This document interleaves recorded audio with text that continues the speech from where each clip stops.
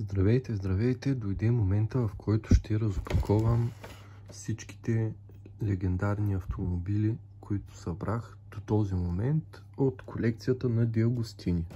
Говоря за ето тази колекция, която излиза по вестникарските сергии. Легендарни автомобили, колекция любими автомобили от миналото. Имам 6 бройки от тях, които са следните. Ето тази, която е Renault 16. 6 брой, който е ГАЗ 13 Чайка, 4 брой Трабанчето, първи брой, който е Лада Жигули червената, Volkswagen Golf МК2, който е третия брой, и втори брой, който е Renault 8. Започвам, както казах, поред на номерата с номер 1 от колекцията Лада 2101 Жигули. Ето как беше оформен първи брой. Виждате как изглежда. Голям картон като плакат, че един вид. Тук в найлон запечатано списание. А тук отстрани моделчето в такъв блистер. Аз тези опаковки ги наричам ретро опаковки, така ми изглеждат. Или поне опита ми с тези 1.43 колички това показва. Сега внимателно ще ги отстраня от този картон, за да няма поражения, и се връщам, за да разгледаме всичко. Ето така изглеждат нещата извън найлона. Това е модела в блистера, както казах. ВАЗ Лада 2101 Жигули.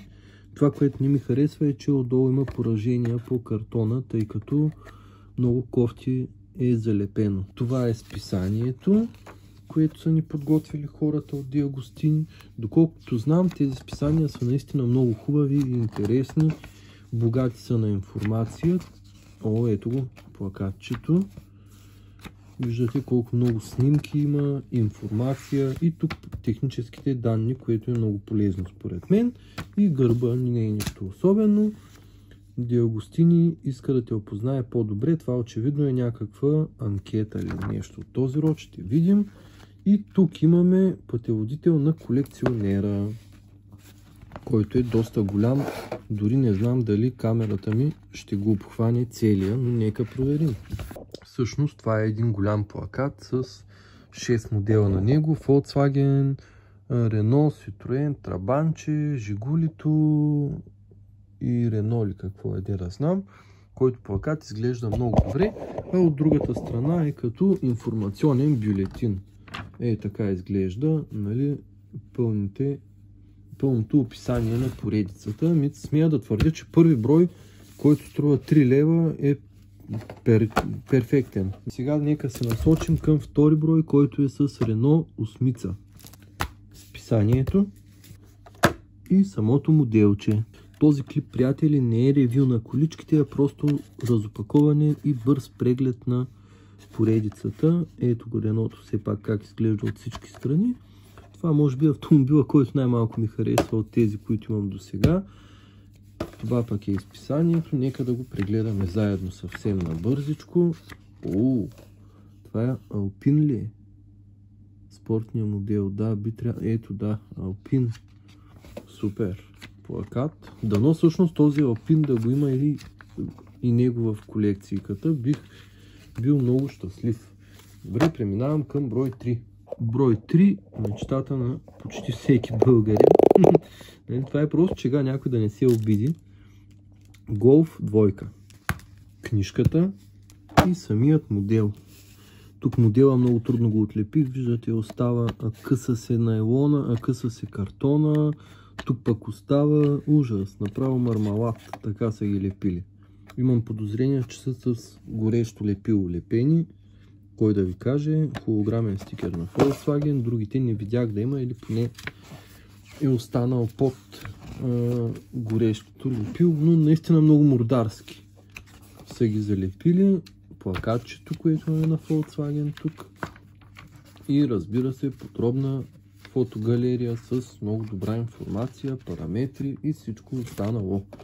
Много добър брой е броя с Volkswagen. Четвърти брой, класиката Трабанче. Това, което е добре да кажа, че от 4-ти брой вече списанието излиза без онези големи картони и моделчето е, ето виждате, няма лепило, няма гнилоч по него. От долната страна има нещо твърдо, да, сложили са картон, за да не се мачка книжката, което е доста добре. Благодаря ви, Диагостини. И айде бърз преглед на списанието, плаката и информацията. Тези списания ще си ги чета още днес. Рете на 5-ти брой. Ето го и него. 5-ти брой съдържа Рено 16. Това е количката и самото списание.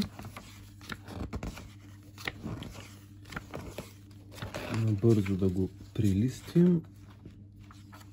Наистина списанията мислех, че няма да са толкова добри, но са интересни, приятни са. Наистина са хубави списанията. Информацията е ценна и богата, което мен лично ме радва. И последния брой, който си го взех вчера, е ето този. Това е Газ Чайка М13. Един изключително красив автомобил.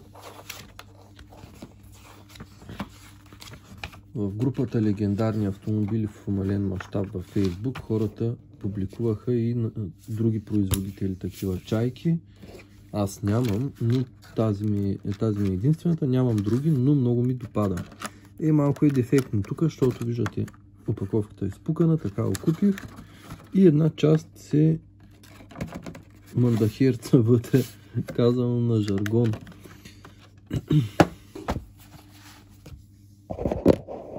Ами, приятели, това са списанията, виждате ги. Тънки са, но са информативни, интересни, с хубави снимки на тях. Нямаме причина да се оплакваме от информативността им, тъй като наистина са хубави. Особено за човек, който не е много навътре в тази материя, а пък иска да получи някаква достъпна информация. Това е перфектният вариант според мен. Ето е колекцията ми, която имам до момента. Виждате, всички 6 колички успях да събера. Мислех, че ще товари бюджета прекалено много тази колекция, но в крайна сметка тя не излиза толкова често, не излиза всяка седмица, излиза през седмица или нещо такова. А и аз си ги купувам, когато имам възможност, тъй като тук в Търново, за щастие, не ги изкупуват. Няма такова нещо като изкупуване или някой да купува повече бройки. Това, което прави впечатление обаче, виждате, чайката е доста по-голяма от другите модели. Сега аз не съм специалист по тези ретро автомобили от съветския блок. Тук може би говоря наизуст. Моля вие, които сте по-запознати, аз съм сигурен, че хората, които гледат този клип в момента, са доста по-запознати от мен. Но моята теория е, че тази чайка в реалния живот е доста по-голяма от другите автомобили и затова тук на Diecast модел изглежда по-голяма. За да спазят достоверността. Но това си е моя теория, пак казвам, вие ми кажете дали е така, дали съм прав или греша. Дали си струва колекцията, струва си. Дали си струва обаче да купувате всички автомобили, ами тук вече не мога да кажа. Ако сте им фен, да, аз не съм. И пак казвам, че си струва, тъй като не ми товари бюджета, както казах, купувам когато мога, когато имам възможност. Това клипче не е ревю. Това клипче е бързо разопаковане, преглед и до там. И споделяне на общи впечатления. Следващото видео мисля да направя подробно ревю на 6 модела, защото мисля, че си струва да ги разгледаме по-отделно, да им обърнем малко повече внимание. Благодаря ви, че гледахте клипа. Ако ви е харесал, знаете как може да ме подкрепите с абониране, с коментар и с оставяне на едно харесване. Много ще съм благодарен, ако споделите мнение конкретно за този клип, дали ви харесва, дали не, кое не ви харесва, да оставите градивната си критика и да кажете коя от тези 6 колички излизали до сега от Диагостини ви харесва най-много. Благодаря ви още един път и до нови срещи!